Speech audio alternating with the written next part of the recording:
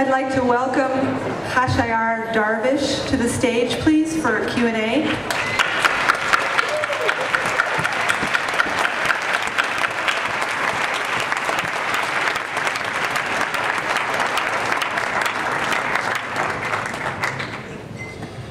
Well, I really appreciate that everyone came today at 4 o'clock.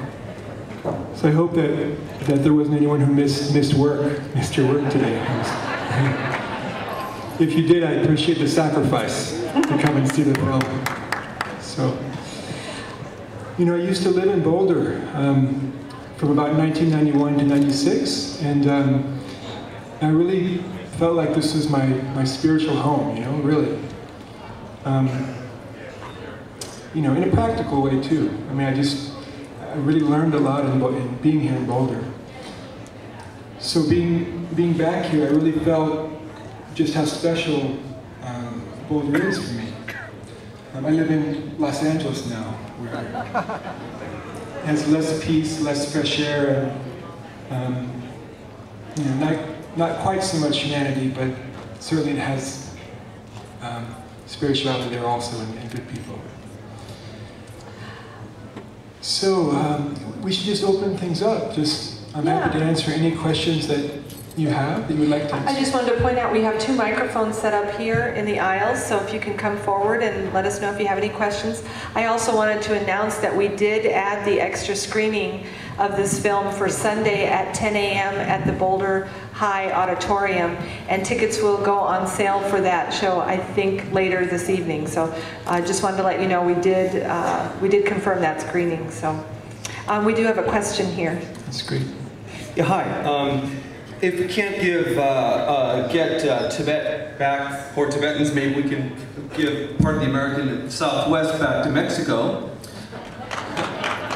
But my question is, how do you feel this kind of dialogue would be outside Tibet, or outside India, and without the Dalai Lama present? Do you think you could have the same quality of conversation? That's a good question. I haven't heard that question yet. Yeah, I think everyone who's a part of a dialogue, any dialogue, brings something to it. So I mean, this was a very special time, you know, a special experience, and I think that Dalai Lama has great ability to inspire others. To kind of awaken something within others. I think others can do that too. Others have that ability. I think groups have that ability. But the most important thing, I think, that was illustrated in the film was that everyone has the responsibility to not only create outer change, but inner change. You know, it's each person's responsibility to find what in their lives, in their amongst their friends, family, their communities, that they can create some sort of positive change. You know, each of us has that responsibility. You know, that's one of the. You know, I think that's one of the messages of the film also. I mean, it's screened all over the world. It's been in front of German audiences. Italy, Ireland, Japan, various places. But I think what a lot of the audiences sort of saw here was that is the journey, you know, is the inner journey of the Westerners who went on this trip.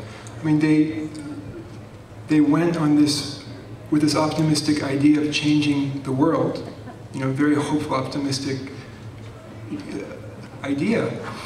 And then their egos sort of surfaced and crashed. And then they realized that they really had to work on themselves and change themselves as the most effective way of changing those around them and the world. So.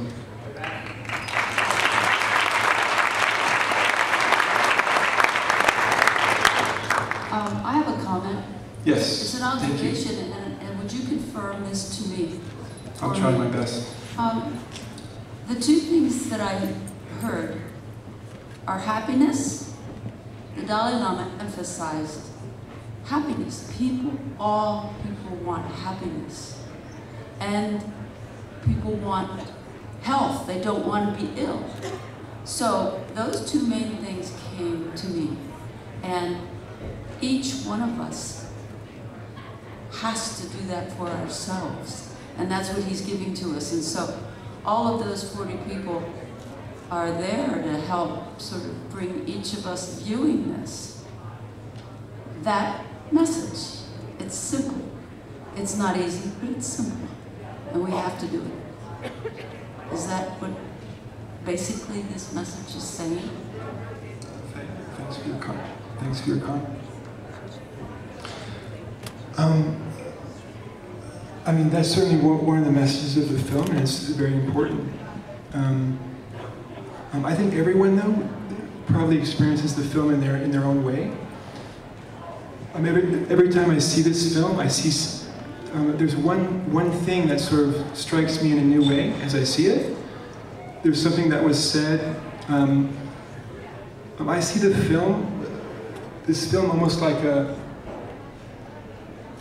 mirror. You know, this film is a mirror for everyone watching it.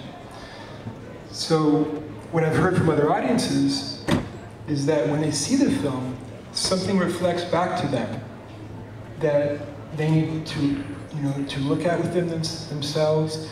They need to, address within themselves, or it shines some light into something within them that they already knew, but perhaps it clarifies it for them.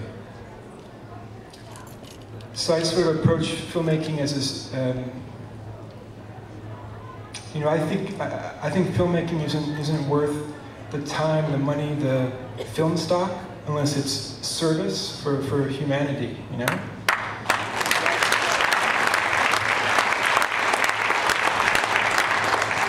And I think everyone has their own place that they can serve. You know, everyone has.